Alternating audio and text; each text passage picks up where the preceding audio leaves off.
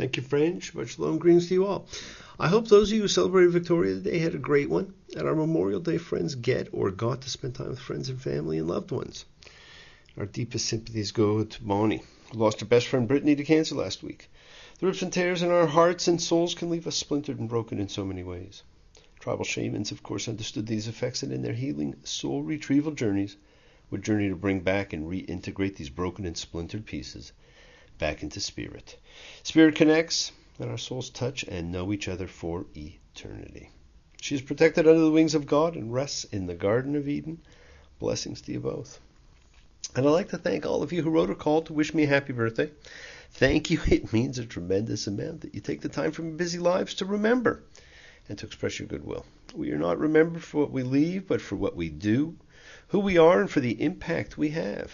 And I take your well wishes as a sign that I have impacted lives, hopefully in positive ways.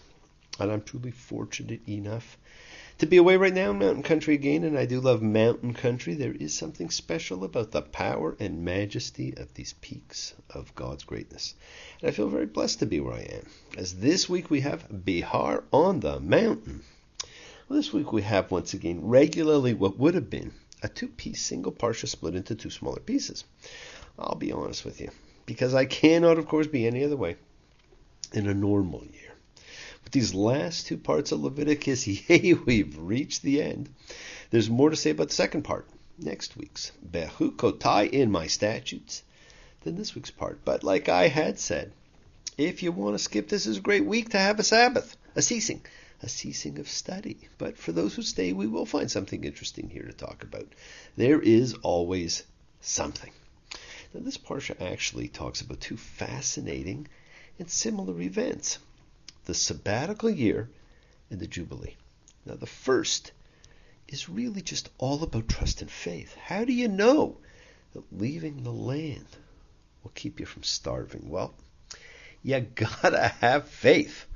Leviticus 25:21, I shall command my blessings for you in the 6th year, and will make the produce for the 3 years. If only you believe like I believe, baby, in miracles, so would I. Well, how do you believe?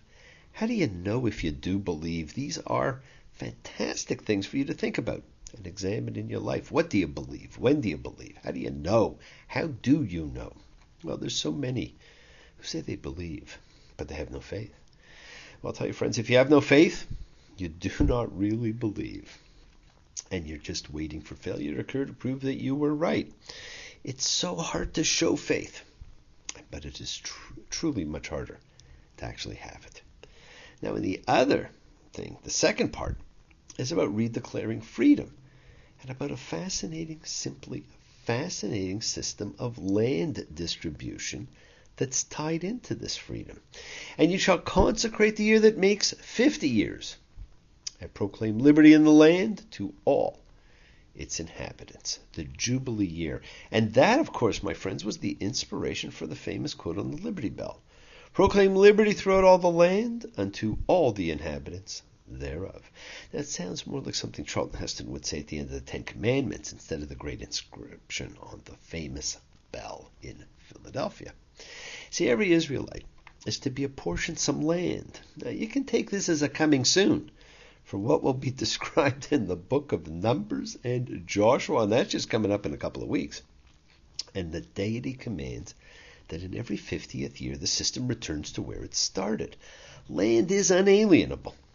Individuals can suffer difficult times, but there is a divinely decreed limit to their loss, and the nation as a whole can never degenerate into a two-tiered system of the very rich and the very poor. The land must go back to the original owners. Now, what of course ended up happening was, once the tribal territories had disappeared as a historical fact, certainly by, if not during the Second Temple period, the rabbis devised a legal mechanism that in effect abrogated the Jubilee. And that is unfortunate because that put an end to this ability to go back. Now that could be something subsequent generations might have felt the burn over.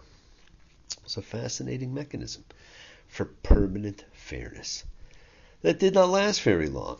When you look at the whole mechanism of a purchase, it was as if whoever you're doing business with is selling you basically just the number of yields left. After all, the land could never really be yours.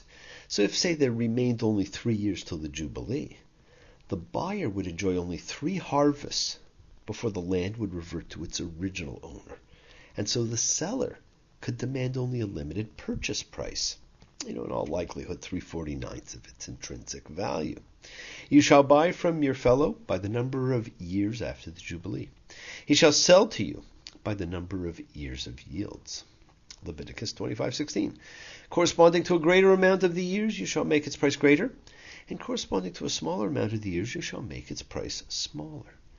Because it's a number of yields that he's actually selling you, not the land itself. And why is that, my friends? Well, we are told in Leviticus 25:23 quite pointedly, but the land shall not be sold permanently, because the land is mine, because you are aliens and visitors with me. You see, we are simply caretakers of not just the land, but of everything we think we own. We are simply caretakers. Sometimes, we realize the extent of this simple caretaking function. We know what ownership really is. It helps us realize our limits and our limitless parts. The transient things in life are not as important as our spirits, our souls. They are ours for eternity. Now, sooner or later, we learn of our limitless potential and that we have a divine nature that transcends birth and death. You see, we all have the higher power within all of us that helps us orchestrate our lives to learn and to reach our godlike potential. When you understand where you really stand in the scheme of things, more of your energy can be directed toward the healing process of your spirit and soul and away from fear and suffering. This whole parsha is about the redistribution for your soul.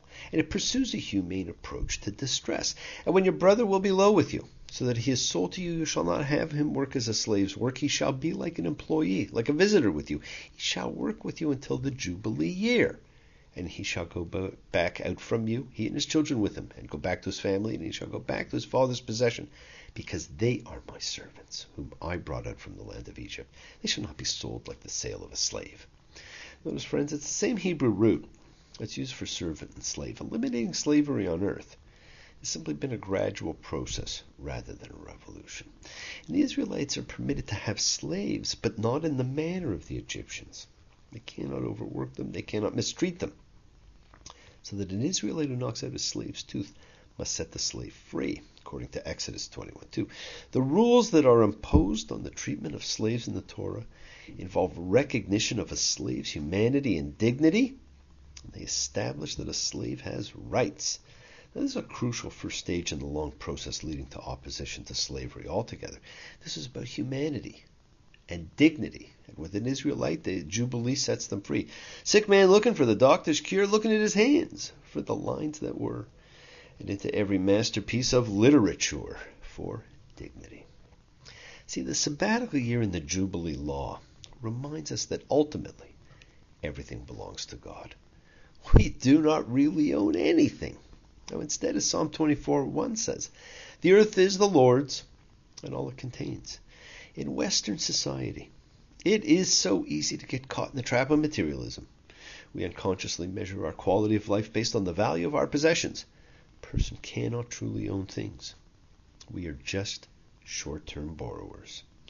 Yes, the world is sacred, my friends, and so is everything in it.